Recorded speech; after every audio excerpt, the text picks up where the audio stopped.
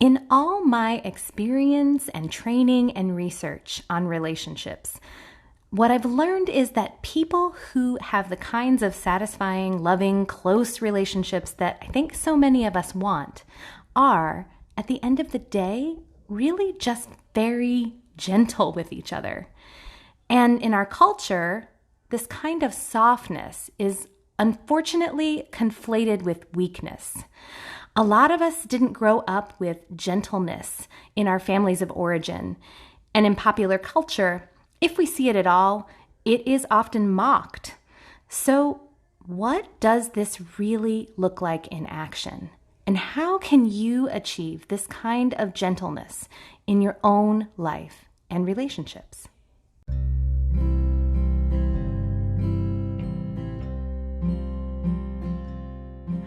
Welcome to Making Polyamory Work. Hi, I'm Libby Sinback, and I want to thank you for joining me today. I'm a queer polyamorous mom and a relationship coach, and I'm here to help you if you're feeling stuck, if you're struggling, if you want your relationships to be more nourishing, more functional, more authentic, more gentle, and full of love. On this show, we dive deep into what actually makes polyamorous relationships work, because relationships are at the core of our well-being as humans. I think love is why we're here and how we heal. I'm looking forward to this conversation with you today as we enter this new year together and a new decade. So let's get started. So I said that there are few examples in popular culture of people being truly gentle with each other, presented in a way that's actually loving and functional and extolling it as a virtue rather than a weakness. One of the few striking exceptions I can think of is, frankly, a children's show that you may have heard of, Mr. Rogers' Neighborhood. I am honestly obsessed with this show. At my house, during TV time on weekends, before I let my kids turn on Paw Patrol or PJ Masks or whatever they might be eager for, I turn on an episode of Mr. Rogers. I don't even really mind if my kids don't watch it because it's not for them. It's for me. Another example in pop culture, although very old pop culture, is a movie called Harvey, which was also originally written as a stage play. The movie Harvey stars, of course, James Stewart. Without giving away all of the plot, because it's a truly delightful movie that you should go watch if you've never seen it, Stewart plays a character called Elwood P. Dowd, who has two distinctive features in the film. One is that he's best friends with an invisible 6-foot-tall white rabbit named Harvey. The other is that he is warm and gentle with everyone he meets. At one point in the movie, Elwood states that this way of being is quite intentional. He says, "Years ago, my mother used to say to me, 'In this world, Elwood, you must be oh so smart or oh so pleasant.' Well, for years I was smart. I recommend pleasant." Oh, and then he says, and you may quote me. I first encountered Harvey when my high school put on the play, I want to say during my sophomore or junior year of high school.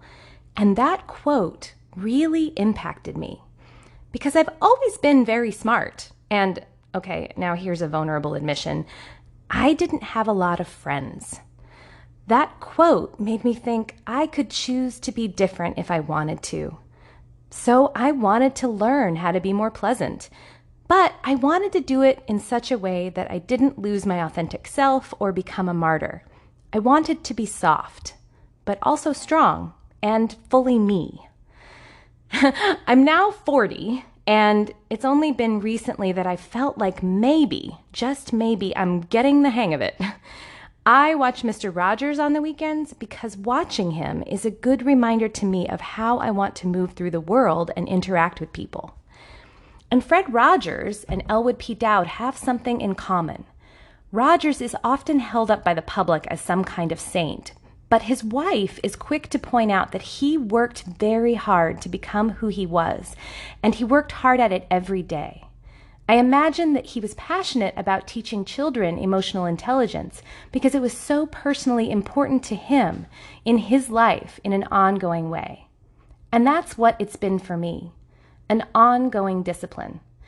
I wasn't raised to be gentle. I learned from a young age how to be right, and I was very good at it. So I have had to work hard to cultivate a different way of relating in myself, and I've worked to make it a cornerstone in how my family operates. And so I want to show you now that this isn't some unattainable ideal. It's something we practice at home and sometimes fail at every day at my house. Warning though, what I'm about to share is not clean and beautiful. And honestly, when I talk to my partners about sharing this interaction, we all worried that we all sound like we're big assholes. And the issue that comes up for us also may sound to you like hashtag first world problems. But as I hope you'll see, that's kind of the point. So here's the scene. I'm home with two of my partners, Anna and Drew. Anna doesn't live with us, but they stay at our house often. And by the way, just so you can follow this story, Anna uses they, them pronouns. So when I say they, I'm often referring to the singular them, but I will sometimes be referring to Anna and Drew as them as well. If the singular they pronouns aren't as familiar to you, I get it, and just do your best here. Anyhow, my mom also lives with us, and my two young kids are home too, but they must have been somewhere else in the house because they managed not to interrupt this exchange that I'm going to tell you about. So it's Christmas Day. I'm in the kitchen, and Anna comes in and broaches the topic of what to have for dinner. As a household, we have a family meal every evening, and we plan out our dinners each week, rotating who cooks.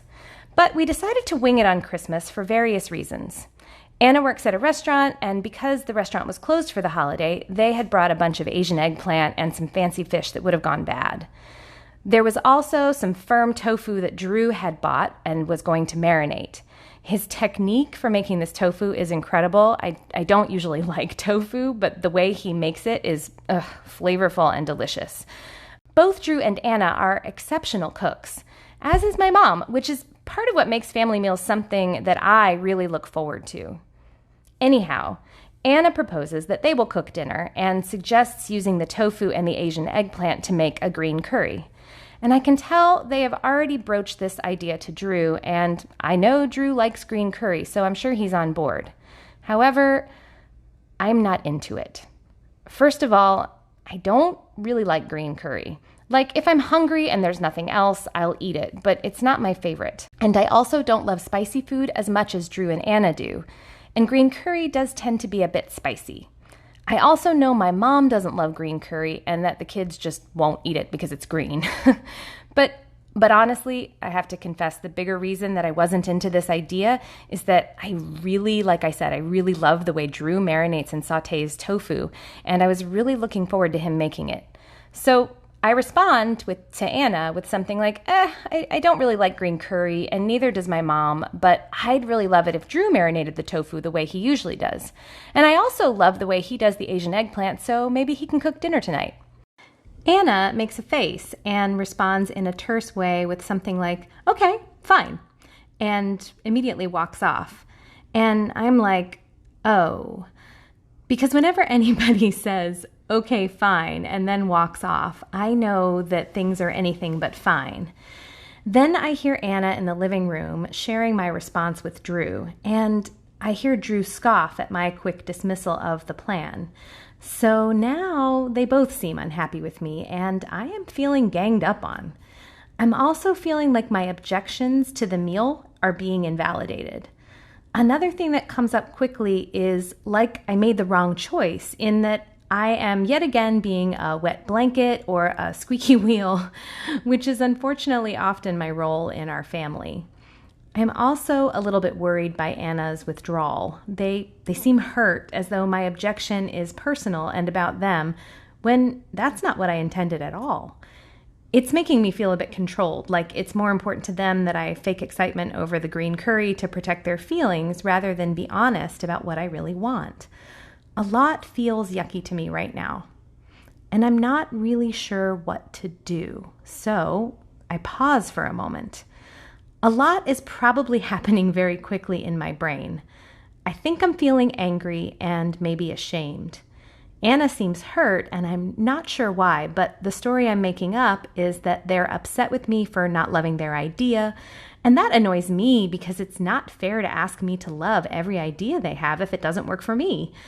Drew also seems annoyed with me, and I'm not sure why there either. But the story I'm making up in my head is that he's either upset that I made Anna upset, or maybe he hates that I'm shooting down an idea that seemed very good and straightforward to him.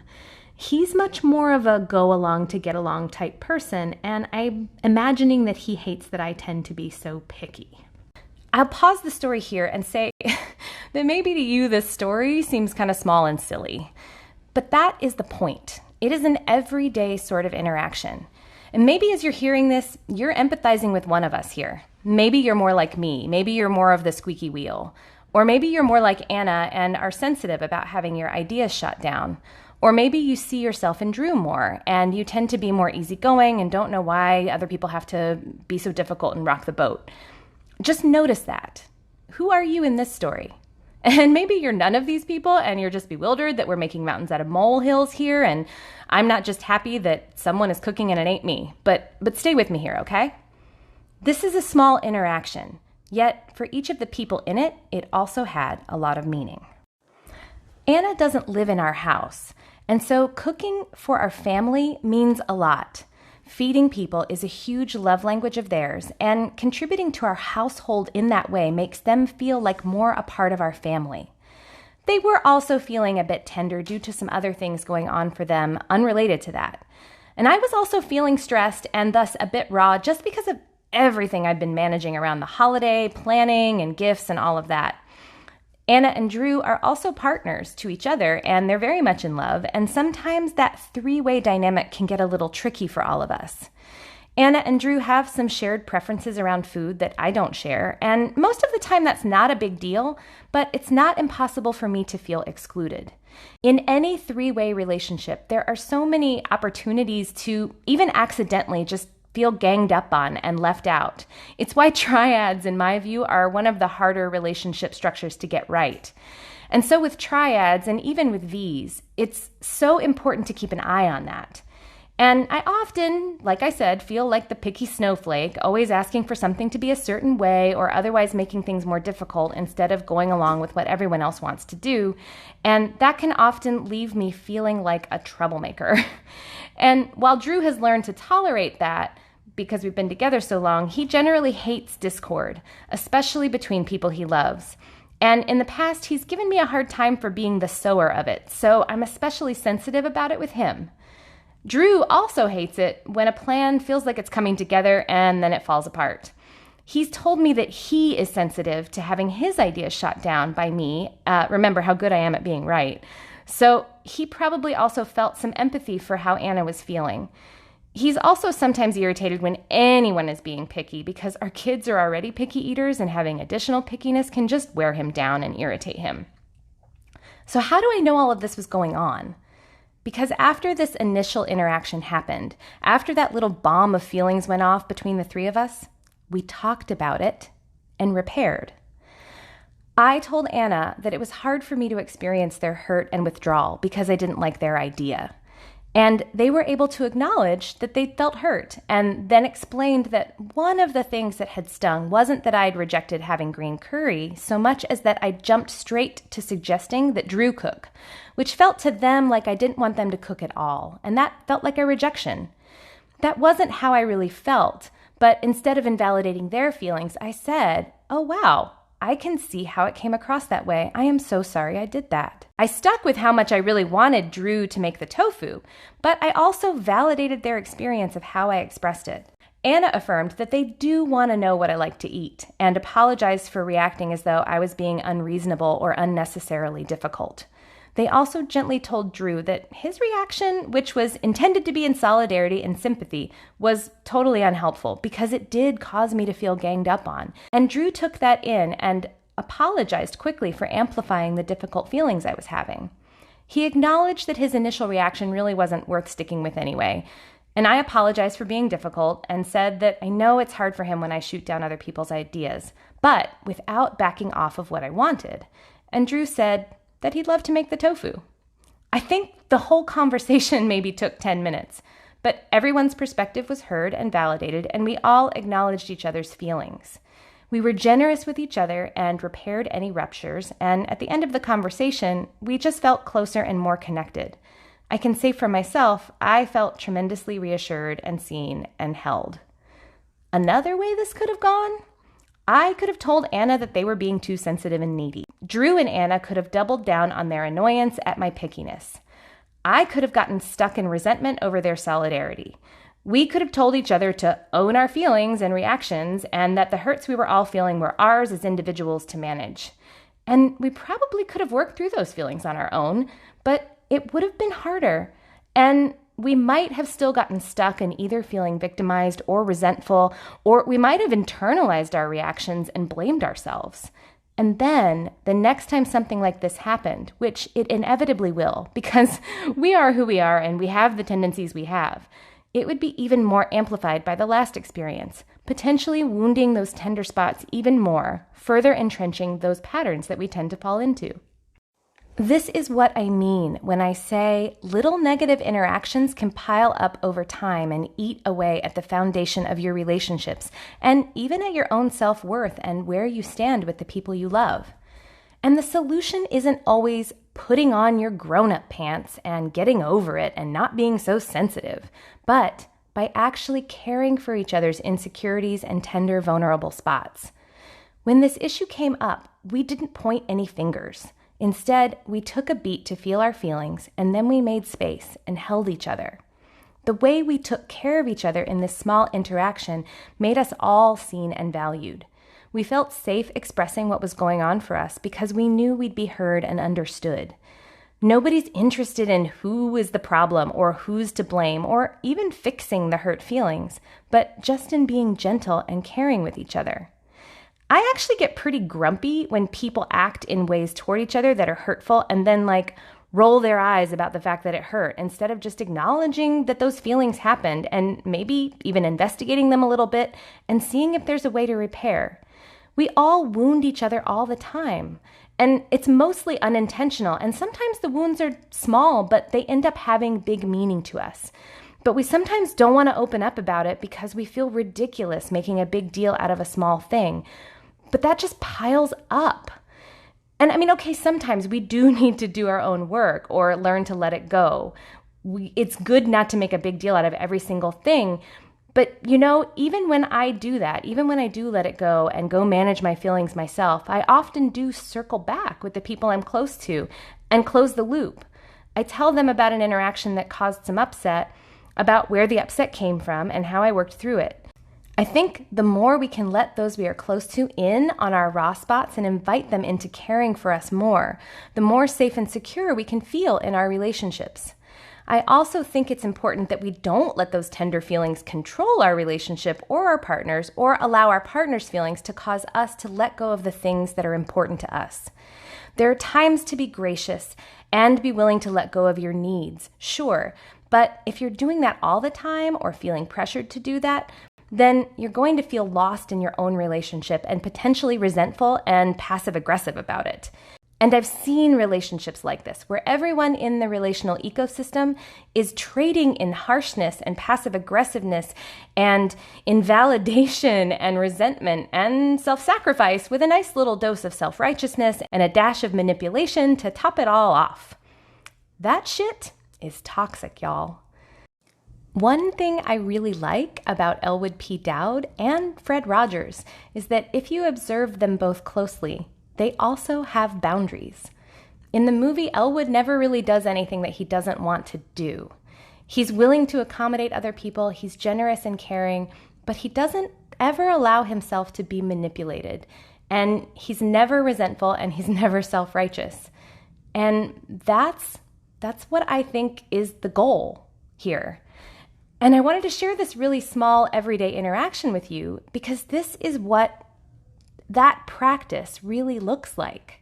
Having a caring intimacy with the people you love is not something you do by creating a lot of rules or plans that you set and then run on autopilot.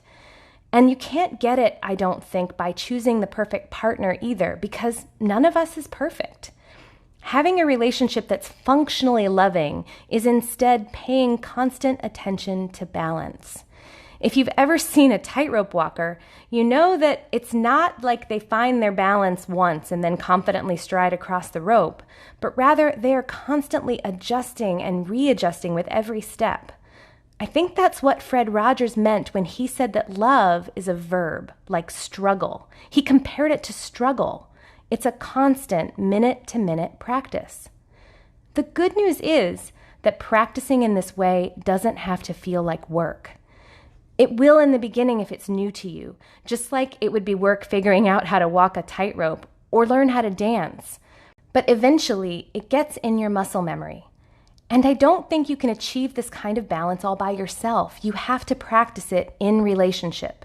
My loved ones and I have been practicing together for a long time, and we're still working at it, but with every passing day, we get better and better at it.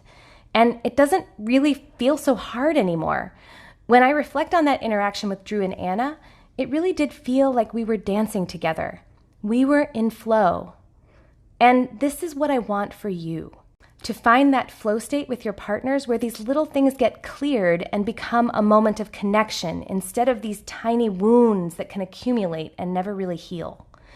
I truly think when we adopt this mindset that love is this deeply present, constant, almost spiritual practice with one another, and when we engage with each other seeking to be caring and kind, we are able to find this sense of belonging and healing that we crave in our relationships.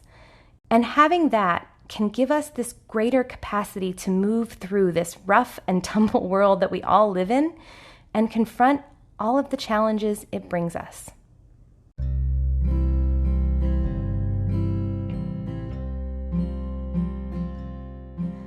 Thank you for joining me today. If you have any thoughts about what I've said or a question for the show, I'd love to hear from you. You can reach me on my website at libbysinback.com. I'll also say that if you're loving my podcasts, but maybe feeling stuck on how to really bring some of the things I'm saying into practice in your life, and you'd like some help, this is the kind of thing I help my coaching clients do every day. If you're interested, I'm offering my podcast listeners a free introductory session with me, no strings attached, to see if coaching might be a good fit for you. There's a link in the podcast description for you to sign up, but slots are limited. If you love this podcast, please share it with your friends, your networks, your Facebook groups, etc. And don't forget to subscribe. And if you want even more people to listen, I heard that rating or reviewing on iTunes or whatever platform you listen on will help more people find the show. Thank you so much for being with me today. I hope you have a wonderful holiday, and I'll see you soon.